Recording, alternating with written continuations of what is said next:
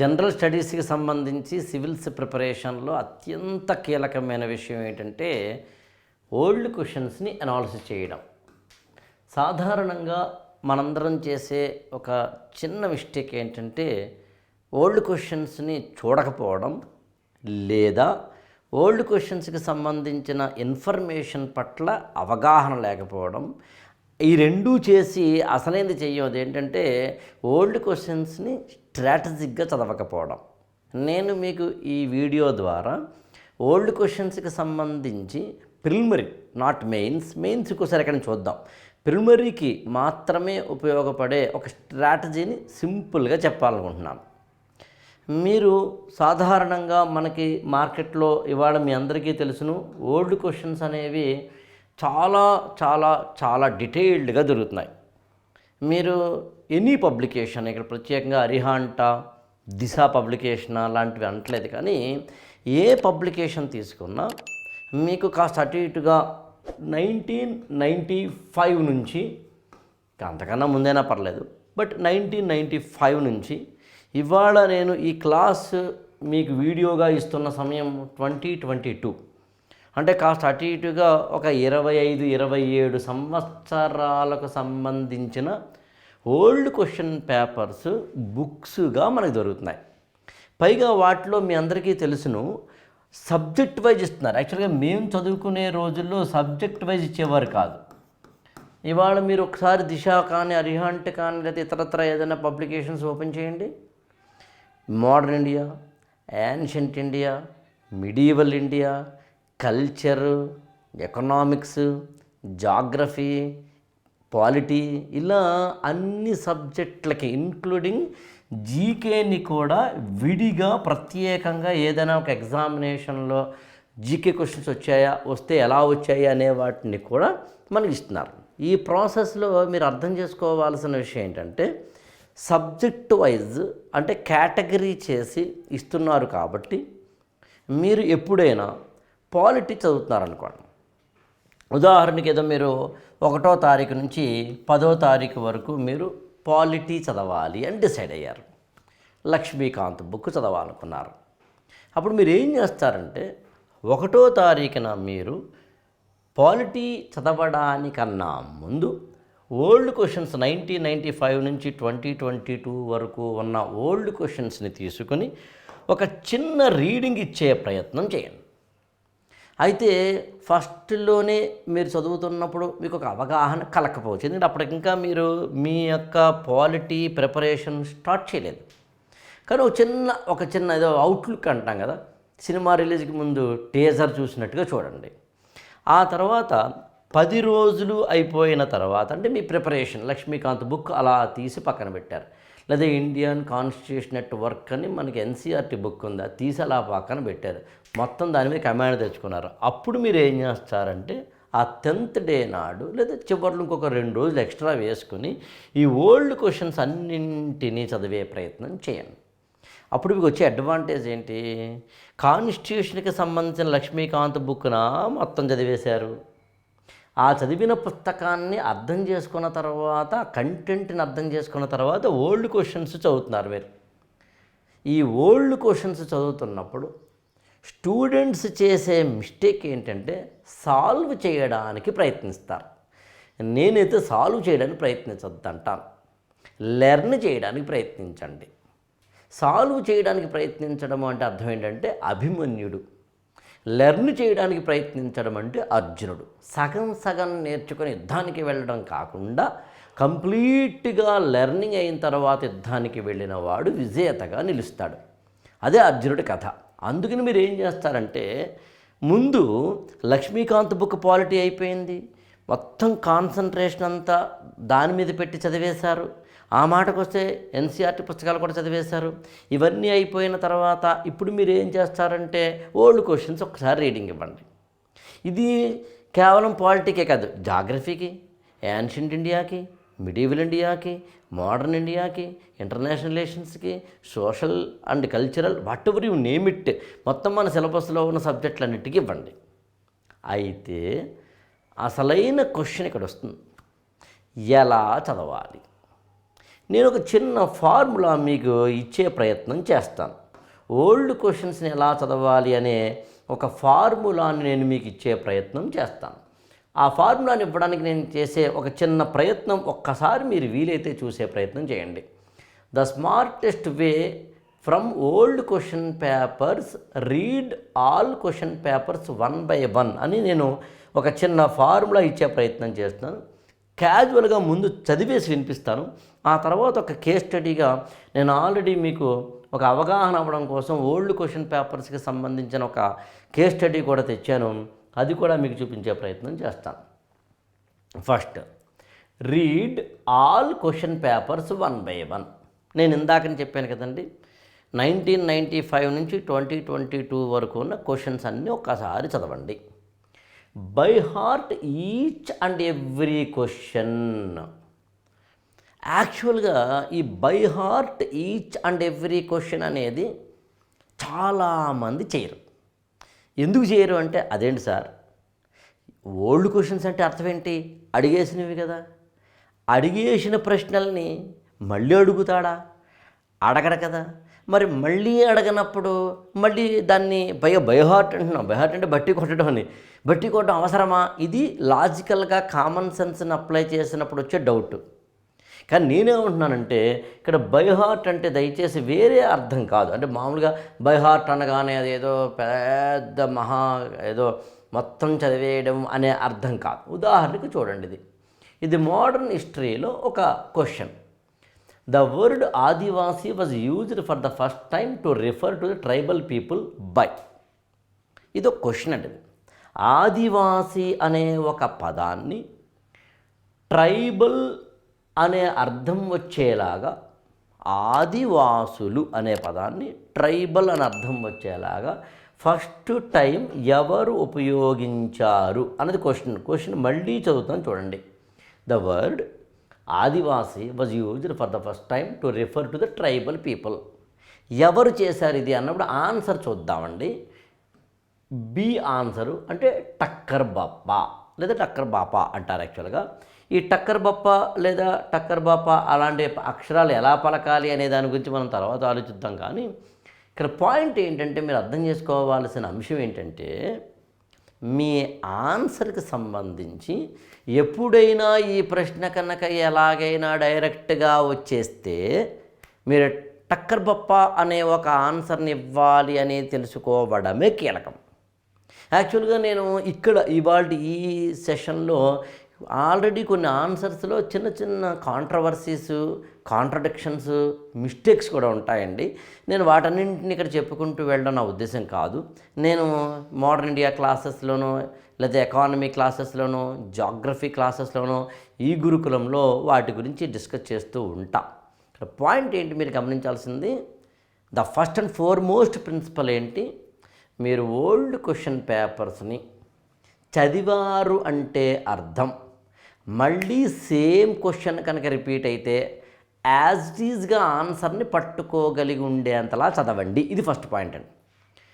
అంటే ఈ question as it ఈజ్గా repeat అయ్యేందుకు అవకాశం ఉంది. ఇది అర్థం చేసుకోండి. తర్వాత వచ్చేసి ఇందాక నేను చెప్పినట్టు ఇంకొక పాయింట్ మీద మనం దృష్టి పెడదామండి. నేను ఇక్కడ చూడండి, దీన్ని ఏమన్నాను, రిపీటెడ్ క్వశ్చన్స్ ప్యాటర్న్ అనే పదం ఉంది చూడండి. ఇక్కడ రిపీటెడ్ క్వశ్చన్ ప్యాటర్న్ అంటారు. అంటే యూపీఎస్సిలో క్వశ్చన్స్ని రిపీట్ చేసే ఒక లక్షణం ఉందండి. మీరు ఎప్పుడూ గుర్తుంచుకోండి అది. యూపీఎస్సిలో నేను యాక్చువల్గా వీలైతే, గ్యారంటీ ఇవ్వలేను కానీ వీలైతే నేను అలా రిపీట్ అయిన క్వశ్చన్స్ని తీసుకొచ్చి మీ ముందు పెట్టాలనుకుంటున్నాను. ఇప్పటికి వచ్చిన ఐడియా నాకు యాక్చువల్గా. ఎప్పుడైనా I try my level best అండి. కానీ నేను ఓల్డ్ క్వశ్చన్స్ అన్నింటినీ విత్ ఆన్సర్స్ని ఎక్స్ప్లెయిన్ చేస్తూ దాదాపు ఒక 100+ వీడియోస్ని నేను తయారు చేయించానండి. ఈ గురుకులంలో ఆ 120 వీడియోస్ని ఇవ్వడం జరుగుతుంది. యాక్చువల్గా అందుకని మీకు 120 వీడియోస్ అనేవి ఓన్లీ ఓల్డ్ క్వశ్చన్స్ అనాలిసిస్లో చేశాను. అలా చేసినప్పుడు కూడా ఈ ఆన్సర్స్లో ఉండే కాంట్రడిక్షన్స్ లాంటి వాటిని కూడా డిస్కస్ చేసాం మేము. అది పక్కన పెడదాం. ఇప్పుడు నేనేమన్నాను, మీకు యూపీఎస్సీలో ఓల్డ్ క్వశ్చన్స్ని రిపీట్ చేసే ఒక ట్రెండ్ ఉంది కాబట్టి రిపిటీషన్స్ మీద మీరు ఆధారపడవచ్చు. మీరు ఎనీ ఎగ్జామినేషన్ హాల్లోకి వెళ్ళినప్పుడు నేను మాట్లాడుతుంది ప్రిలిమినరీ గురించి. ప్రిలిమినరీ ఎగ్జామినేషన్లో మీకు ఖచ్చితంగా ఒక 3 నుంచి 5 ప్రశ్నలు రిపిటీషన్ ఉంటాయి. ఇది నేను ఖచ్చితంగా పరిశోధన చేసి మాట్లాడుతున్నాను. కాబట్టి మీరు ఓల్డ్ క్వశ్చన్స్ చదవండి. ఓల్డ్ క్వశ్చన్స్ చదవండి. బై హార్ట్ అంటే మరీ బట్టి కొట్టమని నా ఉద్దేశం కాదు, మీకు అర్థమైంది అనుకుంటా. అంటే ద ట్రైబల్, ద ఆదివాసీ అని బట్టి కొట్టమని కాదు. What I want to communicate, మీరు చదివిన ప్రశ్న రిపీట్ అయ్యి మళ్ళీ వస్తే యాక్టీస్గా ఆన్సర్ పట్టుకోండి. కానీ మనం ఏమనుకుంటామంటే ఓల్డ్ క్వశ్చను రిపీట్ రాదులే, అడిగేసిందే మళ్ళీ అడగలే, అలా అడిగేస్తే ఎలాగా అని మనం అనుకోవడం అనే భ్రమలోంచి బయటపడడం అని చెప్పే కాషన్ ఇక్కడ మొదటి పాయింట్. ఇంకా తర్వాత చూడండి, రెండో పాయింట్ చూడండి, ఇక్కడ ఏముందో అక్కడ చూడండి, మీరు గమనించవచ్చు. Read thoroughly all the explanations అనే పదం వాడాను నేనండి. ఎక్స్ప్లెనేషన్ అనే పదాన్ని ఎందుకు వాడాను నేను అంటే, మనందరం ఏం చేస్తాం, ఓల్డ్ క్వశ్చన్స్లో ఫస్ట్ క్వశ్చన్ చదివాం. ఇందాక నేను ఏమన్నాను, అదే ప్రశ్న మళ్ళీ రిపీట్ అయ్యింది కాబట్టి ఆ ప్రశ్నని మనం చదివితే సరిపోతుంది అన్నాను నేను. కానీ మీరేమనుకుంటున్నారు, ఓకే క్వశ్చన్ చదివాను సరిపోయింది. నో, సెకండ్ స్టెప్ చూడండి. మీరేం చేయాలి అంటే ఎక్స్ప్లెనేషన్ చూడాలి. ఈ క్వశ్చన్ మీరు చదివిన తర్వాత, ద వర్డ్ ఆదివాసీ అనే క్వశ్చన్ చదివిన తర్వాత, ఆన్సర్ మీరు ఐడెంటిఫై చేసిన తర్వాత చేయాల్సిన రెండవ పని ఏంటంటే ఎక్స్ప్లెనేషన్ యాజ్ చదవడం అండి. ఈ ఎక్స్ప్లెనేషన్ కనుక మీరు చదివినప్పుడు, టక్కర్ పప్ప అనే ఒక వ్యక్తి, ఆయన చాలా పాపులర్గా అయితే పేరు టక్కర్ బప్ప, అమిత్ మిత్తల్దాస్ టక్కర్ అనే ఒక పేరు కలిగిన, he became a member of the servants of India society founded by Gopalakrishna Gokhale in 1914. He was an Indian social worker, visited remotest parts of India for upliftment of the suppressive class and downtrodden classes. టక్కర్ బప్ప అనే పేరు కలిగిన, లేదా టక్కర్ బాపా అనే పేరు కలిగిన ఒక వ్యక్తి servants of India society అనే ఒకానొక సంస్థలో పనిచేస్తూ ఉన్న ఒక వ్యక్తి అయి, ఆయన మొత్తం భారతదేశంలో వివిధ గ్రామాల్లో ప్రాంతాల్లో తిరిగి, ఆ గ్రామాల్లో ప్రాంతాల్లో తిరిగి ఆయన చేసిన పనుల్లో భాగంగా ట్రైబల్స్ని గుర్తించి వారిని ఆదివాసీలు అని పిలిచారు. ఇది తాత్పర్యం. ఇప్పుడు సెకండ్ స్టెప్లో మీరు ఏం చేశారు, ఇది చదివారు, ఇది కూడా చదివారు. అంటే కొద్దో గొప్ప ఇన్ఫర్మేషను ఎక్స్ప్లెనేషన్ ఎడిషనల్గా మనకి ఇస్తుంది, అది చదవండి. ఇప్పుడు ఫస్ట్ స్టెప్ ఏంటి, reading the question as it is and remembering. Second ఏంటి, reading the explanation clearly and remembering. అయిపోలే, ఇంకా ఉంది చూడండి. థర్డ్ స్టెప్ ఏంటంటే from explanation reconstruct the subject. అంటే అర్థం ఏంటో నేను మళ్ళీ ఒక ఉదాహరణగా చూపించే ప్రయత్నం చేస్తాను. ఇక్కడ చూడండి, మళ్ళీ నేను ఈ మొత్తం దాంట్లో రీకన్స్ట్రక్ట్ ద సబ్జెక్ట్ అంటే అర్థం ఏంటంటే, ఇంకా ఏదైనా ఇప్పుడు మనం మాట్లాడుతున్న టక్కర్ బప్పా గురించి కానీ, అందులో ఎక్స్ప్లెనేషన్లో ఇవ్వబడిన ఏదైనా పాయింట్స్ కానీ అదనంగా మనం నోట్స్ రాసుకుంటే ఎలాగా అనే దానికి సంబంధించిన ఎక్సర్సైజ్ చేయడాన్ని నేను మాట్లాడుతున్న ప్రధానమైనది రీకన్స్ట్రక్ట్ ద సబ్జెక్ట్. అంటే నేను నోట్స్ మేకింగ్ లేదా ఎన్సీఆర్టీలు ఎలా చదవాలి అని ఇంకొక వీడియో చేస్తున్నాను. అందులో ఒక సబ్జెక్ట్ మనం చదువుతున్నప్పుడు నోట్స్ని ఎలా తయారు చేసుకోవాలి అనే దాన్ని బేస్ చేసుకుని ఆ నోట్స్ మీద ఆధారపడి ఎలా ముందుకెళ్ళాలి అని చెప్పినప్పుడు మళ్ళీ యాక్చువల్గా ఇదే ఆన్సర్ ఇదే కేస్ స్టడీ అని కాదు, ఇలాంటియే కేస్ స్టడీ ఒక ఎగ్జాంపుల్గా తీసుకుంటాను. అంటే నోట్స్కి ఎడిషనల్ ఎలిమెంట్స్ని ఎలా యాడ్ చేసుకోవాలి అనేది అక్కడ మీకు అర్థమవుతుంది యాక్చువల్గా ఈ పాయింట్. వీలైతే ఈ వీడియో డిస్క్రిప్షన్లో నేను దాని గురించి కూడా ఇచ్చే ప్రయత్నం చేస్తాను. ఇలా అనుకున్నప్పుడు మీకు ఈ టోటల్ ఎక్స్ప్లెనేషన్లో ఏదైనా అదనపు అంశాలు దొరికితే వాటిని చదివే ప్రయత్నం కూడా చేసి ఆ నోట్స్ని వీలైతే మీ ఒరిజినల్ నోట్స్లో రాసుకుంటే కనుక మీకు మరింత క్వాలిటేటివ్ మెటీరియల్ లభ్యమవుతుంది. అలా చేయాలంటే ఉదాహరణ చూడండి, ఇందులో గోపాలకృష్ణ గోఖలే అనే పదం వచ్చింది. బహుశా భారత స్వాతంత్ర్య సమరంలో చాలా కీలకమైన వ్యక్తుల పేర్లు చెప్పండి అంటే గోపాలకృష్ణ గోఖలే పేరు చెప్తామని నేను అనుకుంటున్నాను. ఇప్పుడు నేనేమంటానంటే మహాత్మా గాంధీకి రాజకీయ గురువు ఎవరు అని అడిగితే గోపాలకృష్ణ గోఖలే. భారతదేశ స్వాతంత్ర్య సమరయోధుల్లో లేదా దానికి సంబంధించి అంటే 1885 ఆ ప్రాంతంలోనే ఒక కీలకమైన మనకి ఇండియన్ ఇండిపెండెన్స్ స్ట్రగుల్లో ఉన్న వ్యక్తుల్లో ఒకరైన గోఖలే గురించి ఈ క్వశ్చన్ గతంలో అడిగాడు కాబట్టి, అడిగింది టక్కర్ బాపా కాబట్టి, ఆయన సర్వెంట్స్ ఆఫ్ ఇండియా సొసైటీలో సభ్యుడు కాబట్టి, దాని ఫౌండర్ ఏమో గోపాలకృష్ణ గోఖలే కాబట్టి, ఇప్పుడు కనుక మీరు నోట్స్లో గోపాలకృష్ణ గోఖలే గురించి కూడా చదవాలి. ఆల్రెడీ చదివి ఉంటే దాన్ని ఇంకొకసారి స్టార్ గుర్తు 2 స్టార్ గుర్తులో పెట్టుకుంటే అర్థం ఏంటంటే ఎస్ రీకన్స్ట్రక్షన్ ద సబ్జెక్ట్ అంటే అర్థం అది. అంటే రీకన్స్ట్రక్షన్ ఆఫ్ ద సబ్జెక్ట్ అంటే అర్థం ఏంటన్నమాట, కేవలం ఓల్డ్ క్వశ్చన్లో ఉన్న ఇవ్వబడిన క్వశ్చన్ మాత్రమే కాకుండా, అందులో ఇవ్వబడిన ఆన్సర్ని మాత్రమే కాకుండా, ఆన్సర్తో ఎక్స్ప్లెనేషన్లో ఉన్న ఎలిమెంట్స్ని కూడా, అంటే ఇప్పుడు మీరు సర్వెంట్స్ ఆఫ్ ఇండియా సొసైటీ చదవాలి, ఎట్ ద సేమ్ టైం మళ్ళీ గోపాలకృష్ణ గోఖలే గురించి చదవాలి, ఎట్ ద సేమ్ టైం టక్కర్ బాపా గురించి చదవాలి. ఇవి ఎడిషనల్గా మీరు చదివిన పాయింట్స్. ఇప్పుడు ఇంత మాత్రమే కాదు, తర్వాత యాక్చువల్గా ఇంకోటి కూడా చెప్పే ప్రయత్నం చేస్తాను చూడండి.